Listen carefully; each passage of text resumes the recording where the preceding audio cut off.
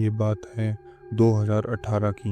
एक पुरानी और मशहूर यूनिवर्सिटी का बॉयज़ हॉस्टल, शिवराज हॉस्टल। ये हॉस्टल 4 मंजिल का था जो लाल ईंटों से बना हुआ था। इसके कॉरिडोर में बच्चों की आवाज़ें गूंजती रहती थी और नीचे के कैंटीन से पकोड़ों की खुशबू आती थी। नवीन, जो बीए सेकंड ईयर का स्टूडेंट था, वो छुट्टियों के बाद हॉस्टल लौटा था। जब वो हॉस्टल आता है तब उसके एक दोस्त ने बताया कि उसे इस बार नई बिल्डिंग में कमरा मिला है, कमरा नंबर 309। नवीन वार्डन के पास जाता है और बोलता है, सर मुझे कमरा नंबर 309 की चाबी दे दो। वार्डन का चेहरा हल्का सा बदल जाता है और बोलता है, 309 ये वो वाला कमरा है ना?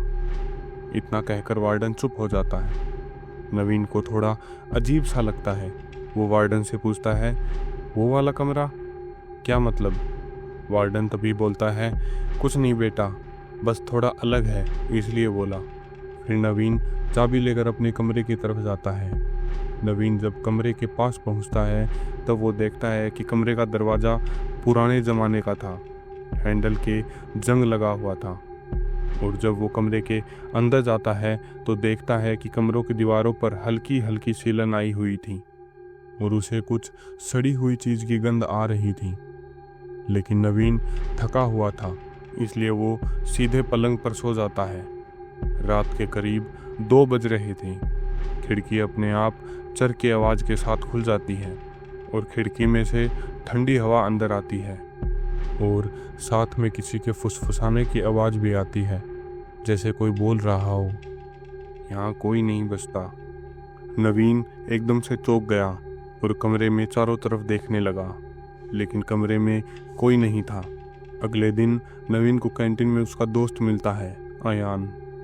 अयान नवीन से पूछता है, यार तेरा कमरा कौन सा है? मैंने सुना है तेरा कमरा चेंज हो गया। नवीन बोलता है, हाँ यार मेरा कमरा चेंज हो गया, अभी मुझे कमरा नंबर 309 मिला है। अयान का चेहरा एकदम सफ़ेद हो जाता है। अबे पागल है क्या? तुझे पता है उस कमरे में साल भर पहले एक लड़का मरा था, राहुल। रात को उसकी चीखें आती थी, किसी को कुछ दिखा नहीं, लेकिन फिर वो अपने कमरे में पंखे से लटका मिला। नवीन हंसकर बोलता है, भाई बकवास बंद कर। फिर नवीन वहाँ से चला जाता है, लेकिन उस रात फिर वही आवाज़ आई। इस बार आवाज़ साफ सुनाई दे रही थी, मुझे यहाँ से जाने दो। नवीन ने टॉर्च लेकर पूरा कमरा चेक किया। जैसे ही उसने अलमारी के पीछे देखा, दीवार पर कुछ लिखा हुआ था, 309 = मौत। नवीन डर जाता है।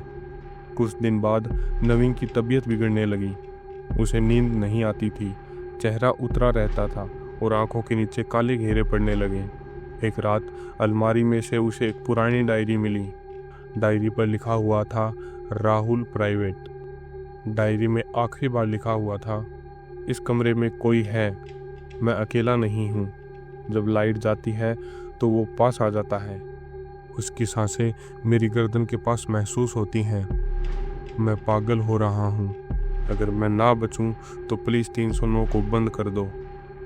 नवीन ने उसी वक्त हॉस्टल छोड़ने का प्लान बना लिया, लेकिन जाने से एक रात पहले लाइट चली गई। कमरे में एकदम अंधेरा हो गया। तभी अचानक से कमरे का दरवाज़ा खुद ब खुद बंद हो जाता है और नवीन को एक आवाज़ सुनाई देती है, कहाँ जा रहा है? नवीन ने जैसे ही पलट कर देखा, उसके पीछे राहुल जैसा दिखने वाला कोई लड़का खड़ा था। आंखें लाल, चेहरा अजीब सा और होठों से ऐसा लग रहा था जैसे सील दिए हों। फिर उसने बोला, मुझे भी चैन नहीं मिला, अब तू भी यहीं रहेगा। अगले दिन जब वार्डन ने कमरे का दरवाज़ा खोला तो नवीन बिस्तर पर बेसुध पड़ा हुआ था, लेकिन उसकी आंखें खुली हुई थीं और मुंह से खून टपक रहा था।